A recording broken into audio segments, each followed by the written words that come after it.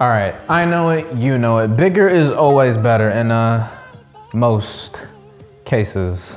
And speaking about bigger things being better, trust me, this will all make sense.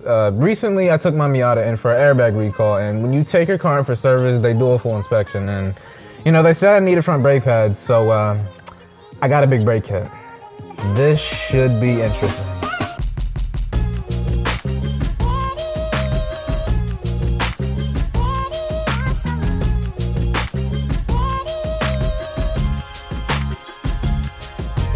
As of recent, I've really been feeling a loss of stopping power on my brakes, and really that could be for a number of reasons. It could be because I've never changed my brake fluid, it's scary. It could be because of the pads, it is. And it could be because of the factory lines, it is. So you know what I decided to do? I decided to spend about $1,000 on what's called a little big brake kit from Flying Miata, and I did this because A, I wanted to make a video for you, B, the brakes needed to be replaced anyway, and C, if you didn't realize already, brakes are important. They're the one thing that forcefully stops your car, and if there's one thing I wasn't totally happy with when I first reviewed this car, it's how well the brakes bite when you initially hit them. Oh, God. Ugh.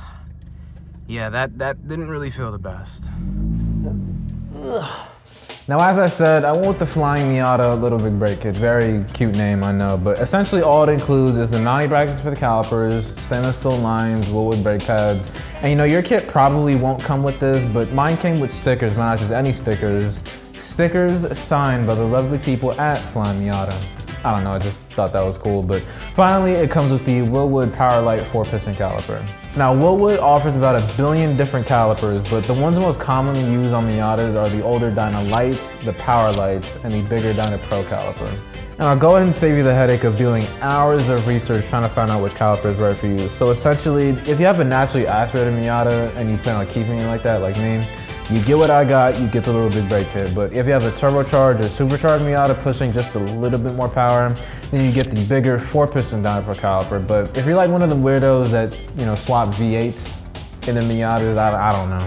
I'm just saying, I wouldn't do that. But if you're one of them and you would do that, then you would go for the big boy 6-piston Dyna Pro caliper. And the hierarchy is structured like this because the faster you're going, the more velocity you're producing and the more power is required to stop the car. Henceforth, you're working your brakes more. And if you ever wondered why most brake kits like this one only ever come with front calipers, is because your front brakes are working far harder than your rear brakes because of weight transfer. But in my case, since I'm planning on keeping my car naturally aspirated, I think the Little Big Brake Kit really was the right one for me. Although I did get upgraded pads in the rear because if you don't match the same level of bite the front pads give, it can start to mess with the braking balance of the car.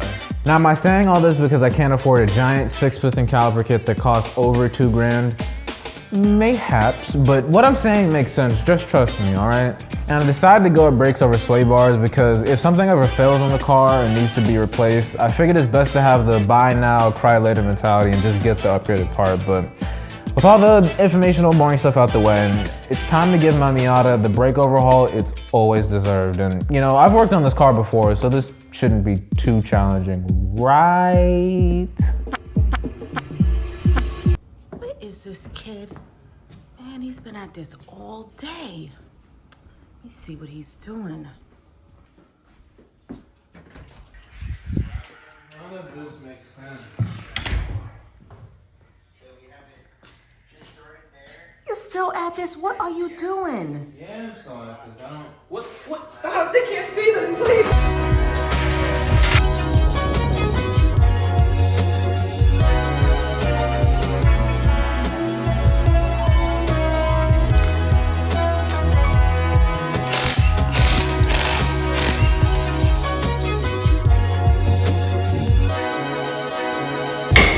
Jesus, I know I'm not tightening this motherfucker right because righty tighty, lefty loosey, bro. What the f?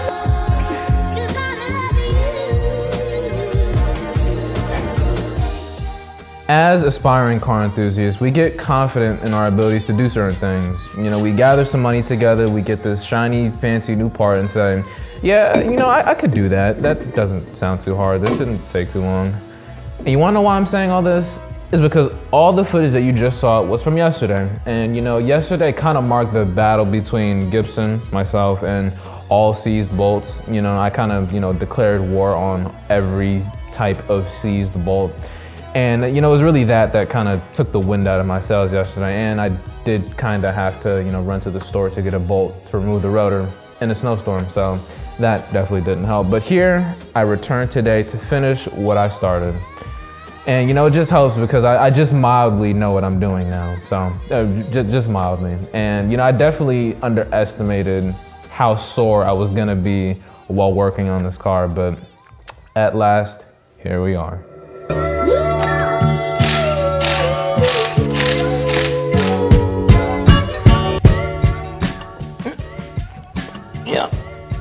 Yeah, like I said, seized bolts, they're not playing around. They might have won the battle yesterday, but they did not win the war. I was doing it the wrong way. Yo, and I'll be completely honest, I was gonna cut the camera and be like, you know, I'll just cut to when I did get it off, but, you know, I guess sometimes you just have moments to yourself where you could just laugh and be like, you know what? It was all my fault. I was just being a dumbass. So, yeah, always remember, righty tighty, lefty loosey. All right. Caliper is off. You know, here's the part where I would just, you know, grab a hammer and kind of go to town, but I figured, you know, work smarter, not harder. So like I said, yesterday, went to the store, grabbed the right size bolt so I can just, you know, screw this into the rotor and, you know, so I don't have to do what I did yesterday. All right, old rotor versus Gibson. Let's see who wins. I don't want to like hit it, so I'm gonna like, I don't know.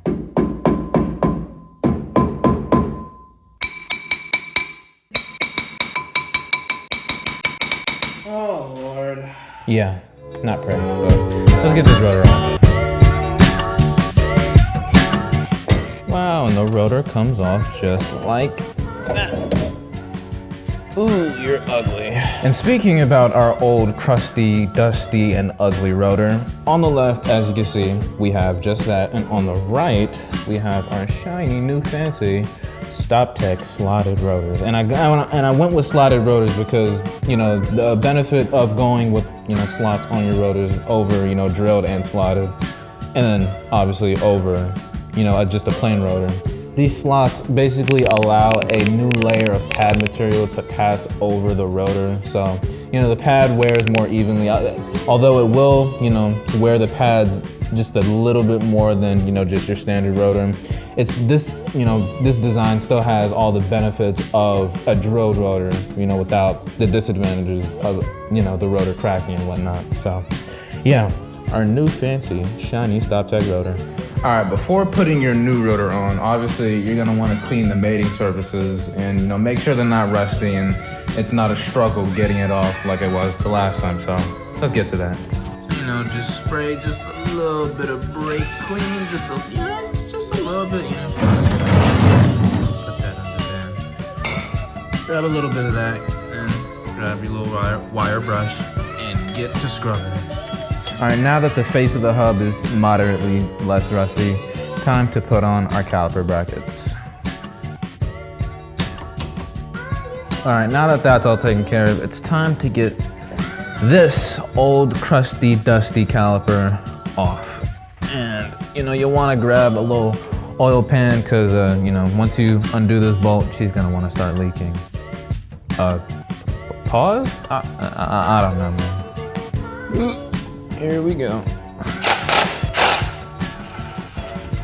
And there goes the old brake fluid. All right, now that the old, crusty, dusty, musty, ugly old caliper is off, we can kind of do a bit of a comparison between this and our shiny new Willwood Powerlight 4-piston caliper. So basically, you know, a lot of people say that, you know, it's really unnecessary to upgrade the stock caliper because they're fine enough. And, you know, definitely one thing I had to learn, you know, when buying all this stuff is trying to find the right line between what's enough and what you can do. Like, you know, the possibilities of what you can do. Because like I said, I could have got, you know, a 6-piston caliper kit that costed over $2,000, but really, was that the right thing for me to do in my use case? So I figured, you know, going with a, you know, stiffer one-piece caliper, you know, this thing doesn't move. This thing, you know, has slide pins, and you don't want to, you know, a spring rate in your brake system. Shout out to my Miata. I got that straight from a Flying Miata live video. But yeah, essentially, the reason why you upgrade from that old thing to this shiny thing is because, well, one, it's shiny, and two, it just offers a lot stiffer of a pedal feel, and in the beginning, that's exactly what I wanted. So yeah, with all the comparisons out the way, let's go ahead and put this bad boy on.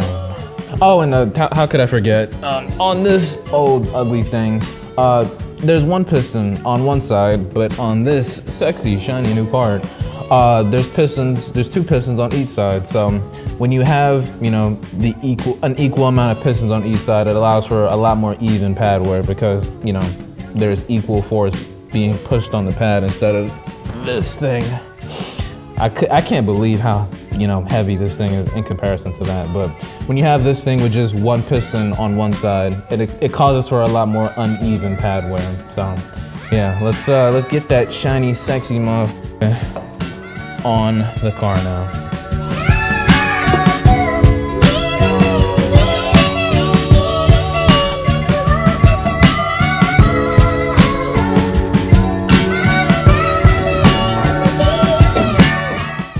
As I, you know, assemble this new caliper, I thought I'd tell a bit of a story, because quite literally I wouldn't have any other opportunity to tell it to you if I didn't tell it to you now. So, you know, one time I was at Wawa.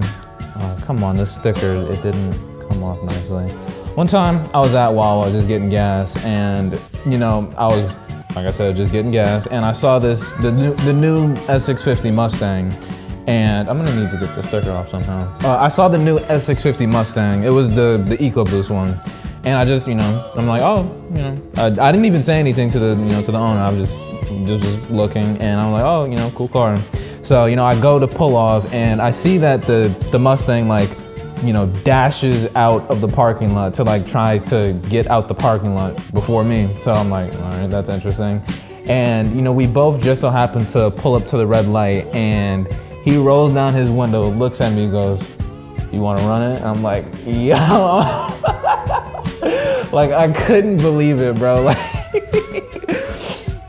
Like, yeah, you know, Miatas are cool, Miatas are fun, Miatas are sports cars, objectively, but like, they're not, you know, stoplight cars, you know, oh, you know, I'm on green, I'm going for it type.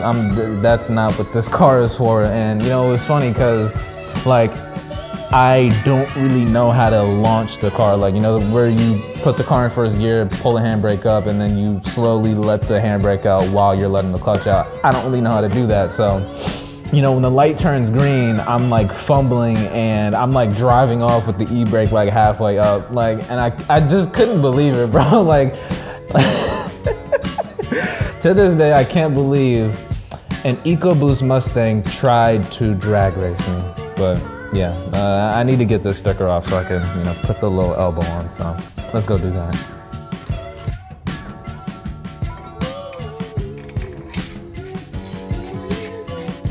All right, final little comparison before, you know, we put the stainless steel lines on and we can move on to the rear pads and then finally call it a day. Here we have our fancy, brand new Wilwood brake pad. And I don't know if you're ready to see the old one. Like, you might want to be seated for this. So, all right, just be prepared. All right, this is the new pad, nice, thick, shiny, and this is the old pad. As you can see, it's not looking too hot. I'm not gonna lie. When the Mazda tech said I needed to replace my brake pads, they definitely were not lying. So let's get these new pads in. And you know what's sick about these new pads is all you gotta do to take them out and replace them is just take out this pin. That's all you gotta do. But before putting in your pads, you always want to grease them, you know, just to make sure it kind of cuts down on the brake spooling, so you don't scare the girls away. Yeah.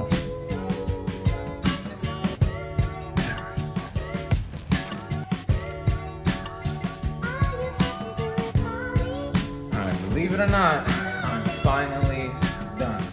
Well, with the front half of the car, I still have the rear pads to put on, but yeah, we are finally done. Look at the shiny new rotors. And now, onto the rear pads.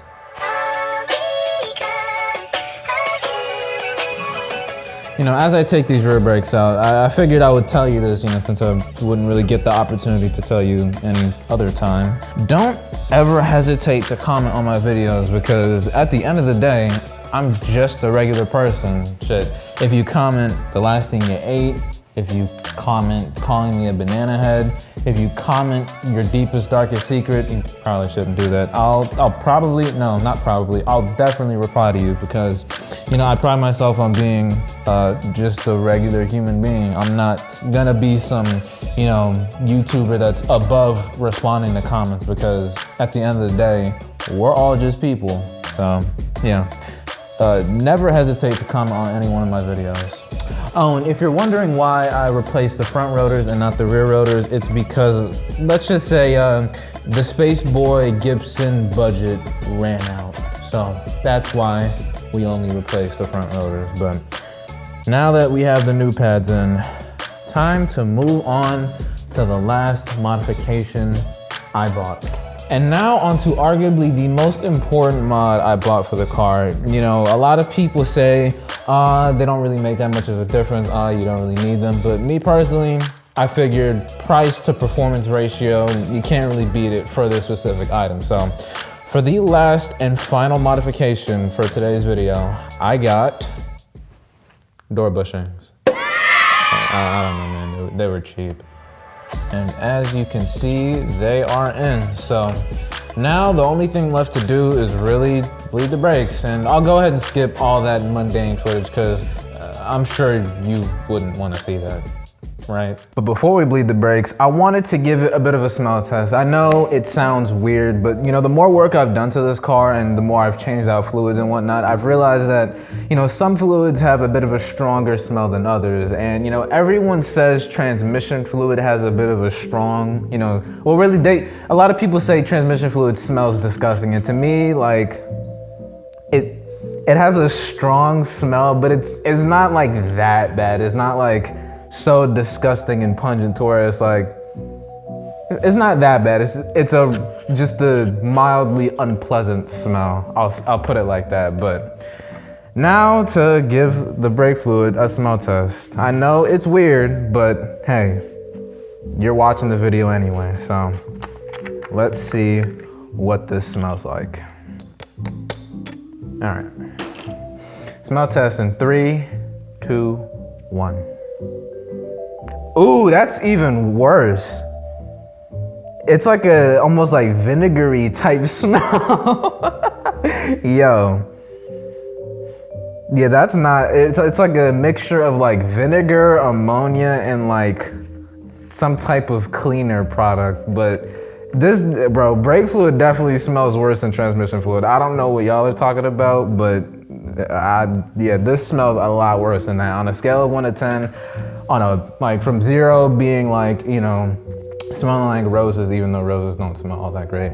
A 0 or a 1 being like a good smell, and a 10 being like, wow, that is not great. I would say brake fluid is a solid like 6. Like, let me just give it another smell. I say like a solid like 6, 6.5. That is, people say this smells bad. Nah, this smells worse. But now that the brake fluid smell test is over, now we actually got to bleed the brakes. And as I was saying before, you wouldn't want to sit through that, right?